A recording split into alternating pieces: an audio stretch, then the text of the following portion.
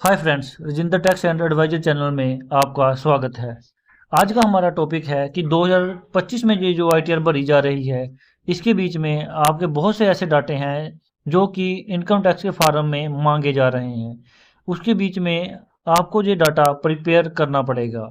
जी हाँ, अगर आप न्यू रिज्यूम में आईटीआर भरते हो तो इस डाटे की ज़रूरत नहीं है, लेकिन अगर आप ओल्ड रिज्यूम में जा रहे हो तो गवर्नमेंट में ये डाटे आपसे पूछे जा रहे हैं। आईटीआर फार्म में ऑलरेडी ये डाटे आपको पता होने चाहिए और आप इसका कलेक्शन करके रखो, ताकि जब आप आईटीआर फाइल करो तो आपको कोई भी प्रॉब्लम ना आए।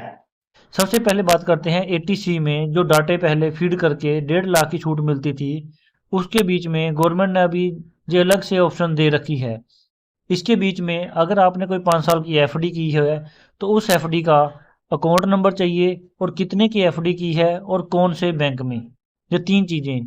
अगर आपने एसबीआई में की है तो एसबीआई का, पीएनबी में की है तो पीएनबी का, साथ में उसका अकाउंट नंबर और कितने की एफडी आपने 5 साल की है।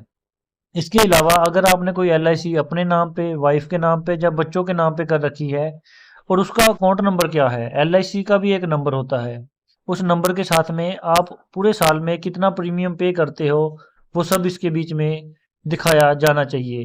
और इसमें पूरे साल की कैलकुलेशन की जाए, ना कि उस एक मंथली इंस्टॉलमेंट की या फिर 6 मंथ में जो आप एक किस्त पे करते हो। आपने जो पूरे साल में पे किया है उसकी कैलकुलेशन करके बताई जाए। इसके अलावा आप जो बच्चों की चाइल्ड की फीस पे करते हो उसके बीच में भी गवर्नमेंट छूट देती है। इसके अलावा अगर आपने म्यूचुअल फंड में पैसे लगाए हैं तो उसके ऊपर भी छूट मिलती है। अगर आपने म्यूचुअल फंड में पैसे लगाए हैं, एमआईएस में पैसे लगाए हैं, बहुत से पर्सन एमआईएस में भी पैसे लगाते हैं, और एमआईएस में जो पैसे लगाते हैं वो पूरे साल की कैलकुलेशन करनी है, ना कि उसको एक मंथ में या फिर जो किस्त पे करते हो उसको।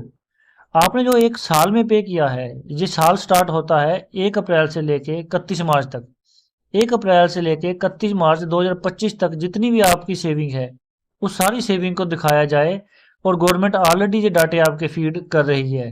इस पर गवर्नमेंट बहुत ज़्यादा टाइम दे रही है आईटीआर फाइल का, लेकिन ये है कि गवर्नमेंट इसके साथ में बहुत से डाटे मांग रही है। इसके अलावा अगर आपने एनपीएस खोल रखा है तो एनपीएस में भी आप कितना पैसा इन्वेस्ट किया है, हर साल आप कितना पैसा इन्वेस्ट करते हो वो भी आपको पता होना चाहिए। ये सारे डाटे आप अपने तैयार करके रखो। इसके बाद बहुत से पर्सन ने एजुकेशन लोन और होम लोन ले रखा है। जी हाँ, होम लोन के बीच में भी पहले सिर्फ इंटरेस्ट ही पूछा जाता था कि आपने होम लोन पे कितना इंटरेस्ट पे किया है, लेकिन अब के टाइम पे होम लोन के बीच में 6 टाइप के डाटे पूछे जा रहे हैं। पहला ये कि आपने होम लोन कहाँ से लिया है, बैंक से लिया है या फिर किसी अलग संस्था से लिया है। उसके बाद उसका अकाउंट नंबर क्या है, वो आपने होम लोन कब लिया है और उसका मेन प्रिंसिपल अमाउंट कितना था जिस समय आपने वो अमाउंट लिया था। ये 4 डाटे हो गए। इसके अलावा आपने पिछले साल में उसका इंटरेस्ट कितना पे किया है, 5 नंबर। और 6वें नंबर पे आपका जो होम लोन का पेमेंट बची है वो कितनी है। इस तरह जो डाटा एक डाटा पूछा जाता था उसको अभी गवर्नमेंट ने 6 टाइप के डाटे में कर दिया है। ये 6 टाइप के डाटे आपको देने के बाद ही ये सारी छूट मिलती है। इस तरह सिविल पर्सन को आईटीआर भरते समय जितनी भी टाइप की जो छूटें हैं वो सारी नोट करके रखनी चाहिए, ताकि जो आप उसको ओल्ड रिज्यूम के बीच में छूट ले सको।